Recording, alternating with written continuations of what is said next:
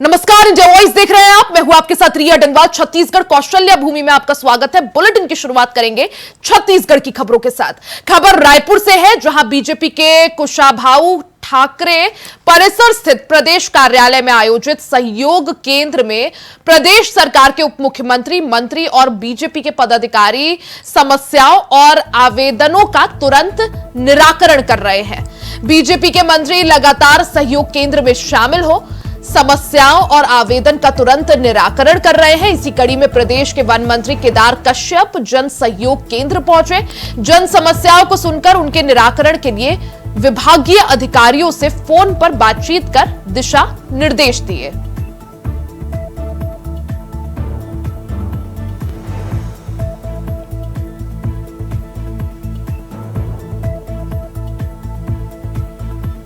तो रायपुर से खबर है, जहां बीजेपी की तरफ से अनोखी पहल की शुरुआत की गई है।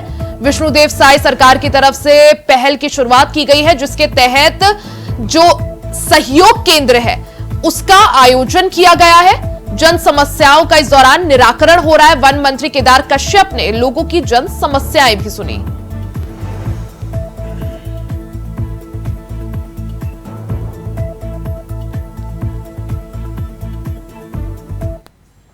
वहीं देश की तरक्की की राह में युवाओं का योगदान सुनिश्चित करने के लिए नई शिक्षा नीति का छत्तीसगढ़ में क्रियान्वयन हो रहा है।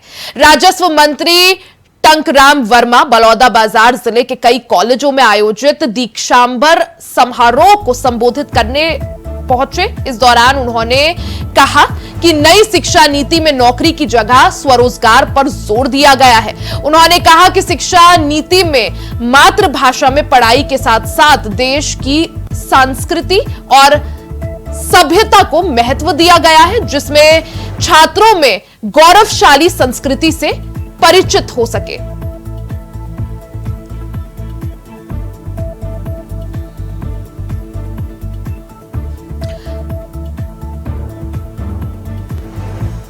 तो बलौदाबाजार से खबर, जहां जिला के महाविद्यालयों के दीक्षांत समारोह में राजस्व मंत्री शामिल हुए। दीक्षांत समारोह के दौरान कई छात्रों को डिग्री भी दी गई। विकास कार्यों के लिए 20 लाख रुपए आवंटित किए गए हैं। नई शिक्षा नीति को लेकर भी राजस्व मंत्री ने इस दौरान उसकी जानकारी दी। वहीं बात बिलासपुर की कर लेते हैं। बिलासपुर से बड़ी खबर सामने आ रही है। कोटा का कोरी डैम इस दौरान लबालब हो चुका है पानी से। डैम का वेस्टवेयर शुरू हो गया है। वेस्टवेयर से लापरवाही की तस्वीर भी सामने आई है। मस्ती करते, नहाते और बाइक धोते लोग इस दौरान दिखे। सुरक्षा को लेकर पुख्ता इंतजाम नजर नहीं आ रहे हैं। तो बिलासपुर से खबर है, जहां डैम का वेस्टवेयर शुरू हो गया। तस्वीरें आप देख सकते हैं किस तरह से डैम लबालब पानी से भरा हुआ है। इस दौरान डैम का वेस्टवेयर भी शुरू कर दिया गया है। हालांकि लोग लापरवाही बरतते हुए इस दौरान नजर आए। लोग तस्वीरों में मस्ती करते हुए, नहाते और बाइक धोते हुए भी नजर आए हैं।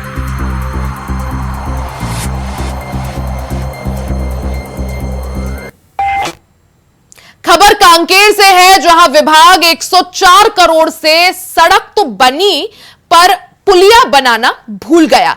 50 साल पुराना पुलिया जर्जर हो चुका है, जो कि हादसे को निमंत्रण दे रहा है।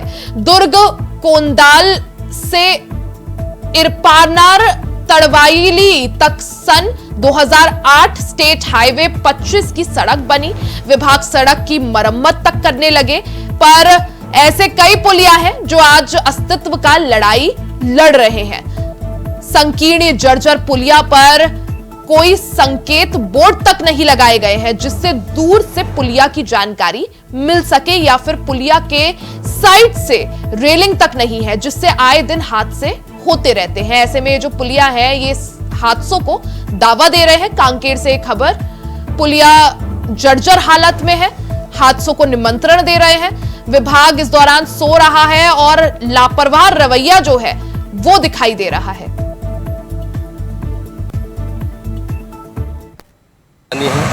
कापसी से लेके इरपनर तक कई सारे पुलिया है। रोड बन गया पर पुलिया नहीं बना। डीएमके के समय से पुलिया बना हुआ है, आज तक पुलिया का नया निर्माण नहीं किया गया। आए दिन दुर्घटना घटने की संभावना रहती है और शासन जो है इस पर एकदम ध्यान नहीं दिया जा रहा है। पोल का स्थिति बहुत ही खराब है, बहुत, कभी भी कुछ भी हो सकता है। कहीं संकेत बोर्ड लगा है कि कहीं पर भी कुछ दिशा नहीं है कि ये पोल सही नहीं है या आगे जाना माना, जो कुछ भी निशान उशान तो दूर की बात, पुलिया की स्थिति बहुत ही खराब है, कभी भी दुर्घटना घटना नहीं है काफी। और आइए बढ़ते हैं आगे, बात रायपुर की कर लेते हैं, जहां आपूर्ति निगम घोटाला पीडीएस स्कैम पर ईडी ने सुप्रीम कोर्ट में आरोपी रिटायर्ड आईएएस के खिलाफ बड़ा आरोप लगाया है।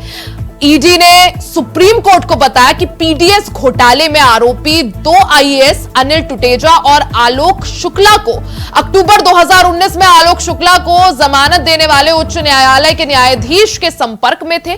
ईडी ने दावा किया है कि उस समय के महाधिवक्ता आरोपी आईएएस और न्यायाधीश के बीच संपर्क बनाए हुए थे।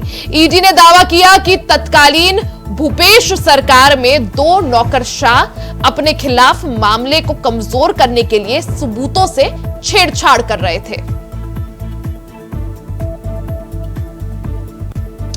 ज्यादा जानकारी के लिए सीधा रुख कर लेते हैं संवाददाता मनोज शुक्ला का। मनोज, पीडीएस स्कैम से जुड़ा ये पूरा मामला, जिसमें एक बार फिर से नया खुलासा और बड़ा दावा ईडी ने कर दिया है।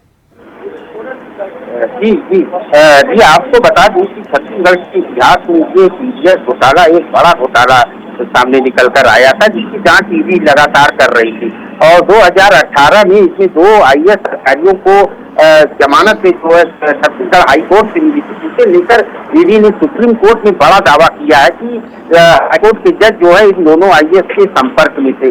ये बड़ा आरोप जो है इन दोनों आईएएस अधिकारियों के ऊपर लग रहा है। तो जो है पूरे छत्तीसगढ़ में एक साल पूरी राजनीति गरमाट गई है इस मामले को लेकर। आपको बता दूं कि ये घोटाला हुआ था पूर्ववर्ती सरकार भूपेश बघेल के समय में, ये घोटाला जो है सामने ईडी द्वारा आरोप लगाया गया, तो जिसकी जांच जो है लगातार ईडी कर रही थी। इसी मामले को लेकर ईडी ने सुप्रीम कोर्ट में यह दावा किया है कि इन दोनों आईएएस को जमानत मिली थी हाईकोर्ट से, तो वो इनके हाईकोर्ट के जज के संपर्क में थे और सबूतों से छेड़छाड़ भी इन दोनों लोग अपने आईएएस प्रभाव से कर रहे हैं। ये का इल्जाम इन दोनों आईएएस अधिकारियों के ऊपर ईडी लगा रही है। जी, जिस तरह से मनोज ये पूरा मामला सामने आया है, ईडी ने सुप्रीम कोर्ट के सामने दावा किया है कि जो रिटायर्ड आईएएस अनिल टुटेजा और एक और जो अन्य आईएएस है, वो हाईकोर्ट के जज के संपर्क में थे, वकीलों के संपर्क में थे और सबूतों से भी छेड़छाड़ किया है। ईडी के इन दावों में मनोज कितना दम और क्या कुछ सबूत ईडी के पास? जी भैया, आपको बता दूं कि ये जब से ये पीडीएस घोटाला का मामला सामने आया था, जिसकी जांच ईडी और यहाँ की CBOW भी कर रही है, तो इसमें जो है अनिल टुटेजा और आलोक शुक्ला, ये दोनों आईएएस अधिकारी ये पहले से ही जेल की जेल से थे। इस पर कुछ न कुछ इल्जाम है, तभी तो वो जेल में बंद थे। और अनिल टुटेजा का हम बार बार सामने आ रहा था बड़े घोटालों में। और वही बात करें विपक्ष की, विपक्ष अब लगातार जो है कांग्रेस सरकार को निशाने पर ले रहा था और उनका विपक्ष के नेता है गौरी शंकर, उन्होंने सीधा सीधा आरोप लगाए कि घोटाले के अलावा ये लोग जिस विभाग में रहे उसमें भी बड़े घोटाले हुए होंगे, उसकी जांच जो है करानी चाहिए। जो है ये बिल्कुल मनोज, यानी इस पूरे मामले को लेकर राजनीति भी शुरू हो गई है, जहां कांग्रेस जो है, जो मुख्य विपक्षी दल है, वो लगातार ईडी पर बीजेपी की एजेंसी होने का आरोप लगाता है। वहीं ईडी जिस तरह से इस पूरे मामले का खुलासा कर रही है, सुप्रीम कोर्ट के आगे दावे भी पेश कर रही है, सबूत भी पेश कर रही है, पूरी तरह से छत्तीसगढ़ की सियासत गरमा चुकी है। बिल्कुल भैया, आपको बता दूं कि ये मामला जो है काफी बड़ा मामला पीडीएस घोटाला गरीबों के खाद्यान्न का मामला है, जिसको लेकर बीजेपी को एक बैठे बैठा हथियार भी मिल गया। और ईडी का सुप्रीम कोर्ट में यह दावा करना, ये बड़ी बात सामने निकल कर आ रही है। ईडी ने साफ तौर पर कहा है कि इन दोनों आईएएस के द्वारा जो है जमानत की गई है छत्तीसगढ़ हाई कोर्ट के जज द्वारा, तो ये बड़ा सामने निकल कर आ रहा है, जिसमें जो है कई न्यायिक व्यवस्था भी प्रभावित होगी। ये बात जो है पूरे छत्तीसगढ़ में एक, जब से ये मामला खुलासा हुआ तब से पूरे छत्तीसगढ़ में एक आग सी लग गई है, हलचल भी तेज हो गई मामले को लेकर, घोटाले को लेकर। अब वहीं पर बीजेपी लगातार जो है पूर्ववर्ती कांग्रेस की सरकार पर निशाना साधते हुए नजर आ रही है। जी, जिस तरह से मनोज ईडी ने सुप्रीम कोर्ट के सामने बड़ा दावा भी किया। आईएएस अनिल टुटेजा जो मुख्य आरोपी हैं, उन पर आरोप लगाए हैं सबूतों पर छेड़छाड़ के। क्या माना जाए आगे इस मामले में, क्या कुछ संभव? सुप्रीम कोर्ट का रुख यहां पर कितना जरूरी और कितना महत्वपूर्ण? बिल्कुल स्वाभाविक सी बात है। सुप्रीम कोर्ट में ईडी का दावा जो है कहीं न कहीं मायने रखता है और सुप्रीम कोर्ट की इस मामले को लेकर अब गंभीरता से निश्चित रूप से, चाहे वो राज्य सरकार हो, चाहे OW हो, चाहे ACB, उन सबको भी सुप्रीम कोर्ट के द्वारा फटकार लगाई जा सकती है कि जांच जो है कैसे प्रभावित हुई, कैसे इन लोगों को जमानत मिली। अब ये बड़ी बात सामने निकल, और इसमें सबसे महत्वपूर्ण बात उच्च न्यायालय के न्यायाधीश का इसमें नाम सामने आना, ये बड़ी बात सामने निकल कर आ रही है। तो कहीं न कहीं अब सुप्रीम कोर्ट भी इस मामले को काफी संवेदनशीलता से देखेगा और निश्चित रूप से ईडी के द्वारा जो ये दावा किया जा रहा है, या सुप्रीम कोर्ट जैसे देश के सर्वोच्च न्यायालय में ये दावा करना एक बड़ी बात है। यानी पीडीएस स्कैम से जुड़े इस मामले ने पूरी तरह से, जिस तरह से ईडी नए खुलासे कर रही है, परत दर परत नए खुलासे हो रहे हैं और अब नया दावा सुप्रीम कोर्ट में ईडी का। हालांकि किस तरह से अब आगे इस मामले में क्या कुछ होता है उस पर सभी की निगाहें रहेंगी और किस तरह से छत्तीसगढ़ की सियासत बदलती है। मनोज, बहुत बहुत शुक्रिया आपका जानकारी के लिए। खबरों में आगे बढ़ते हैं, बात अब गरियाबंद की कर लेते हैं। गरियाबंद से खबर, जहां देवभोग विकासखंड के डोहल गांव के किसान सिद्धेश्वर मरकाम ने अपने परिवार के साथ इच्छा मृत्यु की मांग को लेकर राष्ट्रपति द्रौपदी मुर्मू के नाम देवभोग तहसीलदार को ज्ञापन सौंपा है। किसान का कहना है कि पिछले 2 साल से 2.5 एकड़ खेत में जलभराव होने से खेती नहीं हो पा रही है, जिससे उसे काफी आर्थिक नुकसान का सामना करना पड़ रहा है। किसान ने कहा कि नेशनल हाईवे सड़क बनाने से जो जल निकासी के लिए पुराना पुलिया बना था, उसको NH विभाग ने रोड बनाते समय पाट दी। खेत की जल निकासी के लिए किसी तरह की व्यवस्था नहीं की गई है, जिसका खामियाजा उसे पिछले 2 साल से फसल को हुए नुकसान से चुकाना पड़ रहा है।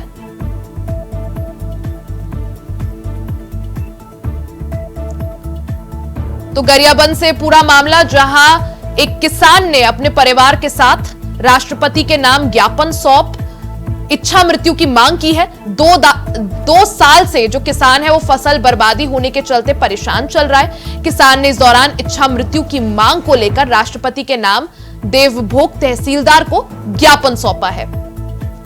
जल निकासी के लिए किसान के द्वारा कई बार NH के अधिकारियों को बोला गया, लेकिन उनके द्वारा किसी भी प्रकार की कोई पहल नहीं की गई।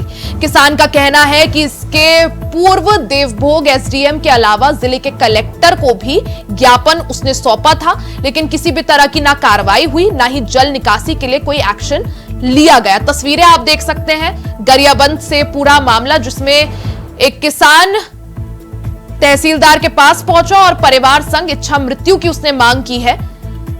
किसान का कहना है कि पिछले 2 साल से उसका जो खेत है उससे जल निकासी नहीं हो पा रही है।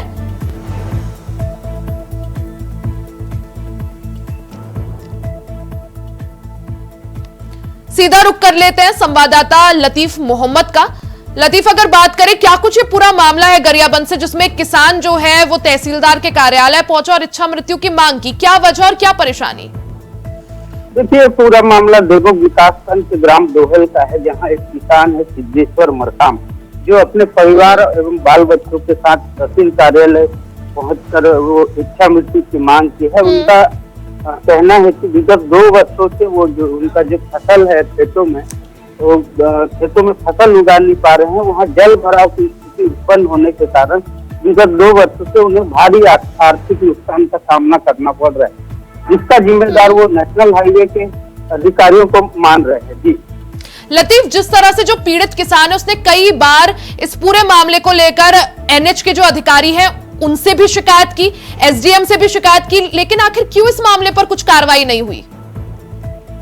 देखिए, जो किसान द्वारा है ना, पूर्व में SDM को 2 बार ज्ञापन से शिकायत किया, कलेक्टर ऑफिस जाके शिकायत किया, यहाँ तक NH के अधिकारियों को भी जानकारी दिया, लेकिन इन्होंने इनके जो ज्ञापन के ऊपर गंभीरता नहीं दिखाई। और आज किसान बिल्कुल, यानी प्रशासन की तरफ से लापरवाह रवैया यहाँ पर इख्तियार किया गया था। हालांकि अब जब फिर से जो पीड़ित किसान, वो जब तहसीलदार के पास पहुंचा और अब जिस तरह से इच्छा मृत्यु की मांग संबंधित ज्ञापन उसने सौंपा है। हालांकि अब क्या कुछ कदम उठाया जाता है, क्या कुछ एक्शन लिया जाता है, पीड़ित किसान की समस्या हल की जाती है, उस पर नजर बनाए रखे लतीफ।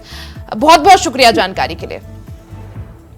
बात गरियाबंद की कर लेते हैं। गरियाबंद में उरमाल की 48 महिलाओं को लोन में छूट और आकर्षक बीमा का झांसा देकर 60 लाख रुपए से ज्यादा की ठगी का मामला सामने आया है। दरअसल उरमाल में रहने वाला किशन देवांगन पिछले 3 साल से लगातार महिलाओं के नाम बोगस महिला समूह बनाकर देवभोग में संचालित कई माइक्रो फाइनेंस बैंक से लाखों रुपए लोन निकाल लिया।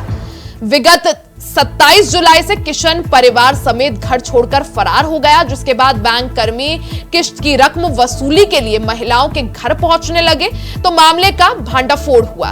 पीड़ित महिलाओं को बीमा का झांसा देकर कई साल से उनके बैंक खातों और आधार जैसे दस्तावेज अपने पास रखा हुआ है।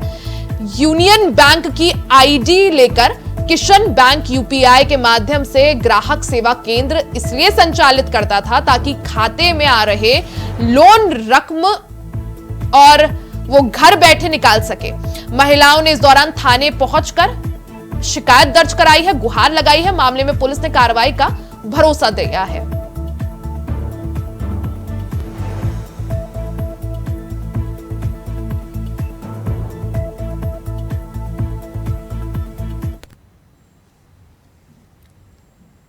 बात बलौदा बाजार की कर लेते हैं। बलौदा बाजार के नए पुलिस अधीक्षक विजय अग्रवाल के सख्त निर्देश पर अवैध शराब बेचने वालों पर नकेल कसी जा रही है। बलौदा बाजार की क्राइम ब्रांच की टीम ने छापा मारकर 2 लाख से ज्यादा रुपए की अवैध शराब को जब्त किया है।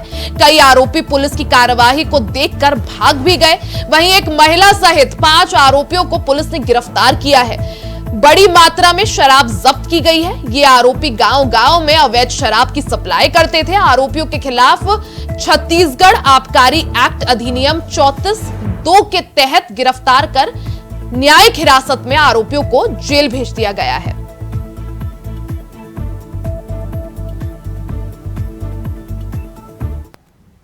खबर कोरबा से है, जहां जिले में इन दिनों हाथियों का आतंक बढ़ता जा रहा है।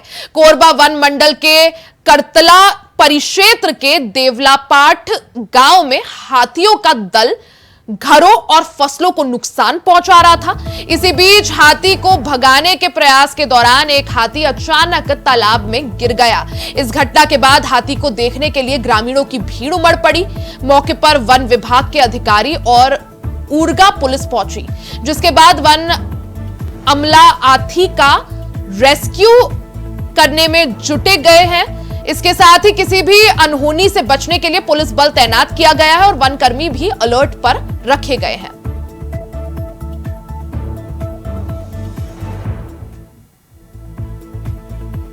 खबर गरियाबंद से है, जहां उदंती सितान नदी टाइगर रिजर्व क्षेत्र से एक बड़ी खबर सामने आई है। वन प्राणियों के शिकार करने के लिए जंगल में लगाए गए जाल में तेंदुआ फंस गया। इसकी जानकारी लगते ही वन विभाग में हड़कंप मच गया। वन विभाग तेंदुए को जाल से छोड़वाने के लिए पूरी तैयारी कर रहा है। तेंदुआ खुद झटका मार मार कर जाल से निकलकर पहाड़ी की तरफ निकल गया। इस घटना की जानकारी देते हुए उदांती टाइगर रिजर्व की उप निदेशक वरुणा जैन ने बताया कि घायल तेंदुए की निगरानी की जा रही है।